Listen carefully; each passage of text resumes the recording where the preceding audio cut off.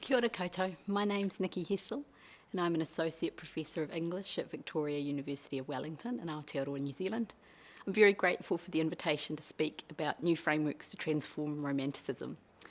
As a member of the Bigger Six Collective, I subscribe to the idea that Romanticism in its present institutional form is thoroughly incompatible with anti-racism.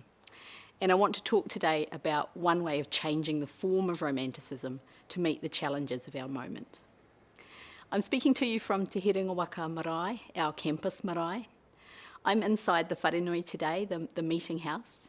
This is a space I've been teaching in for the past couple of years when I teach my Romanticism and Indigeneity course. And so today I want to talk about a treaty-based Romanticism, one that's rooted in Indigenous spaces and accountable to Indigenous knowledge and pedagogies. Too much decolonial work in English studies involved adding one or two texts to an existing syllabus without changing the critical framing or pedagogical decision-making. We need to keep in mind not simply that a syllabus is a political document, but that a syllabus, especially in the settler colonies, is embedded in discussions about sovereignty, about land, and about self-determination. In my own case then, it seems obvious that the syllabus for this course needed to be modelled on both the document and the philosophy that is the Treaty of Waitangi, Aotearoa New Zealand's founding document, which codifies the relationship between Māori and Pākehā, that is, settler New Zealanders of European descent, and models the kind of partnership we might imagine in higher education. What would a treaty-based Romanticism look like? In a simple sense, a treaty model suggests balance and partnership. Rather than one or two Indigenous texts, half of the syllabus needs to be given over to Indigenous voices. And it's important that this division does not simply pertain to the primary texts. If we leave the secondary works as is, consisting entirely of work by white or non-Indigenous thinkers, then we are surrendering the intellectual and critical power to the white academy, making Indigenous texts and peoples objects of study, but not framers of the context and its meanings. So I took the partnership model as a guiding principle. Half of the texts, both secondary and primary, had to be Indigenous authored.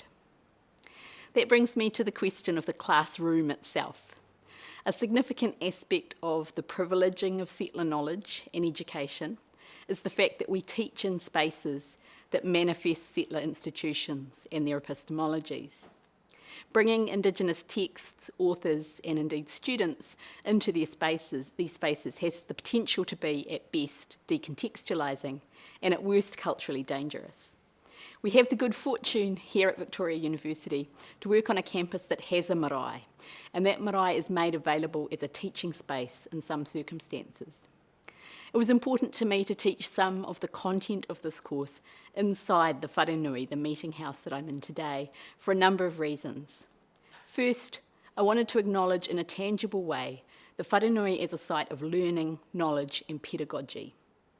The countries that are now the settler colonies already had institutions of higher learning before Europeans arrived, and marae, including modern marae like this one, remain as institutions of higher learning. This wharenui holds its own history as the first to be built in any university in Aotearoa, New Zealand, but also because it was explicitly designed to include connections to peoples and places all over the country and indeed the world.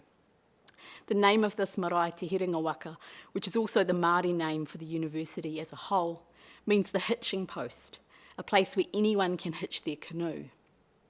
This latter point is especially manifested in the carvings you might be able to see around me, which are of ancestors from a range of different iwi, tribes or nations, so that anyone visiting can find their place and feel protected here.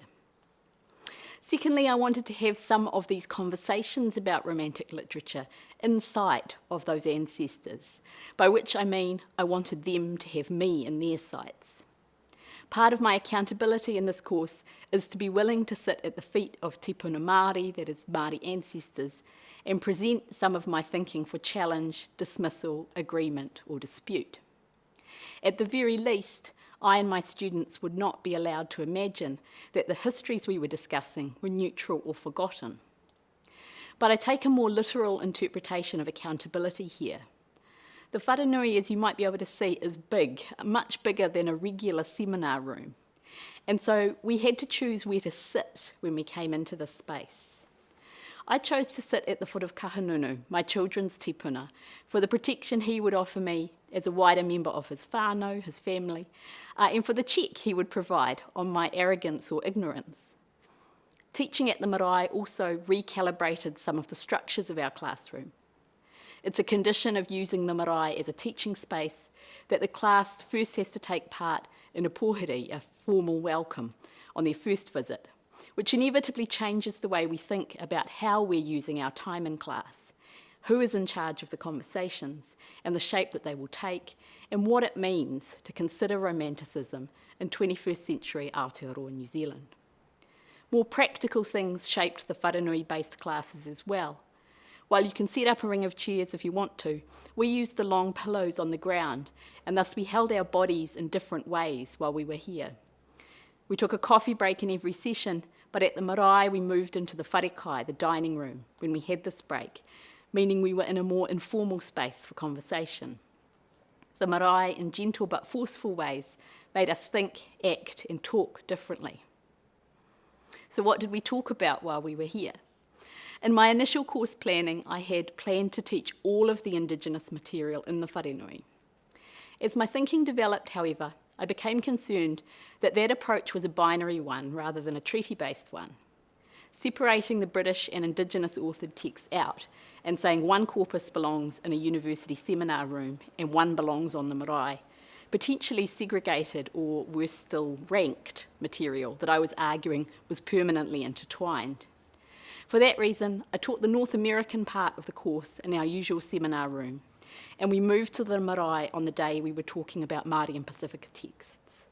But I also wanted to break up the British material too. So I taught a session on Wordsworth here as well. I wanted to bring Wordsworth into the wharenui, to lay his poems at the feet of the ancestors and ask them what they made of him, and to think about Wordsworth alongside the students in this radically different space.